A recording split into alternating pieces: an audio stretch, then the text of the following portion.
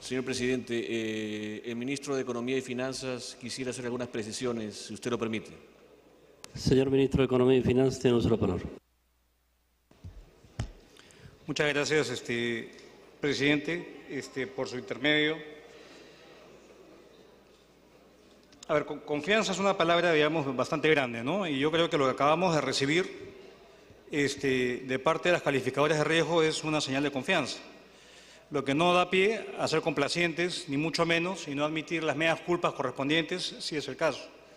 Entonces, yo quisiera hablar tanto del tema de este superávit que se ha dicho que muestra la ineficacia, digamos, de la gestión pública, para citar al vicepresidente del Congreso, Estado panzón y con artritis o algo así dijo, y quisiera referirme a la parte del manejo económico del país.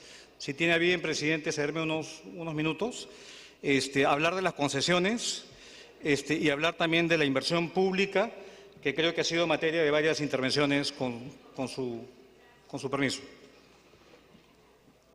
Acá se ha hecho mucha mención del tema, y déjeme ir de lo más macro a lo más micro. Se ha hecho mucha mención de que es un gobierno que no tiene la capacidad de gastar, en particular en inversión pública. Y yo quisiera poner algunos, y se hace mucho análisis con respecto al resultado fiscal de la primera mitad del año, sin tomar en cuenta ciertos factores que quisiera acá ilustrar, que creo que pueden ser útiles para tener una opinión un poco más informada. Tradicionalmente, en el primer semestre de todos los años hay un gran superávit. Repito, hay un gran superávit. Ejemplo, en el 2007 hubo un superávit en el primer semestre de 6,6. En el 2006, un superávit de 5,5.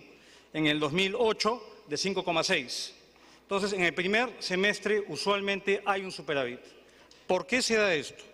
Porque hay factores estacionales. Por el lado de los ingresos, de los tributos, uno regulariza el impuesto a la renta en el primer semestre del año y no en el segundo semestre. Uno tiene tres grandes campañas que se pagan en el primer semestre. Navidad, que se paga en enero, el Día de la Madre y la campaña escolar. Y eso da recursos usualmente extraordinarios, adicionales en el primer semestre del año. También hay factores estacionales que explican una baja, menores egresos en la primera mitad del año, principalmente derivado a lluvias que hay y son efectos estacionales. Pero también hay mayores egresos porque uno usualmente en el ciclo del proyecto hace toda la preinversión, todos los actos preparatorios y se tiende a devengar, a gastar en el segundo semestre del año. También en el segundo semestre del año se gasta más porque se paga gratificación de julio y diciembre al sector público. Por lo tanto, yo creo que hay que matizar esta afirmación de que se ha dejado de gastar 17.000 millones de soles sin tomar en cuenta esta dinámica usual del gasto. En el caso de la inversión pública, y después, si puedo referirme al caso de la inversión privada, las concesiones y las APPs y proinversión, si me permite, en el caso de la ejecución presupuestal, a la fecha es 32% en el Gobierno Nacional. Y sí, hay que admitir meas culpas, y acá el Premier ha dicho, venimos con humildad, y ciertamente venimos con humildad a reconocer que tenemos ahí un desafío de poder acelerar tanto la inversión pública como la inversión privada. Y eso no hace más ni menos eficaz a este gobierno. Obviamente hay escollos que se tienen que revertir, importantes, y hay efectos especiales del 2011 que no se dan en el 2012. Me voy a referir a uno en particular. En el sector transportes se hizo un pago para la expropiación de terrenos para el aeropuerto Jorge Chávez por un monto cercano a los 850 millones de soles en junio del 2011, que no se ha vuelto a repetir este año.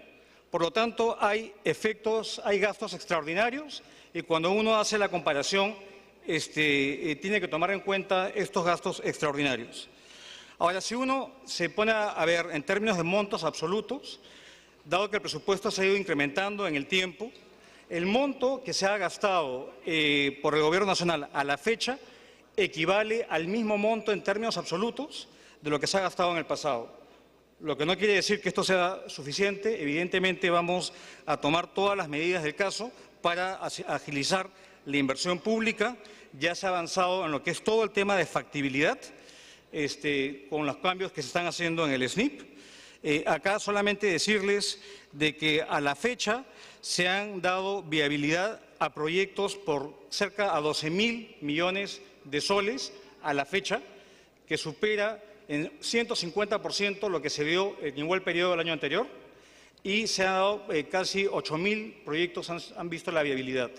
Obviamente esto no es suficiente, hay una brecha importante que cerrar y vamos a seguir con los cambios en el SNIP. También existen importantes problemas que vemos en la ejecución.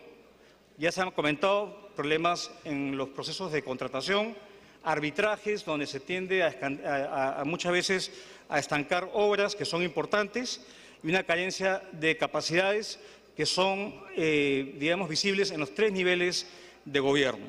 Pero justamente atentos de esto, vamos a tratar de hacer todo lo que esté a nuestro alcance para revertir estos bajos niveles de ejecución.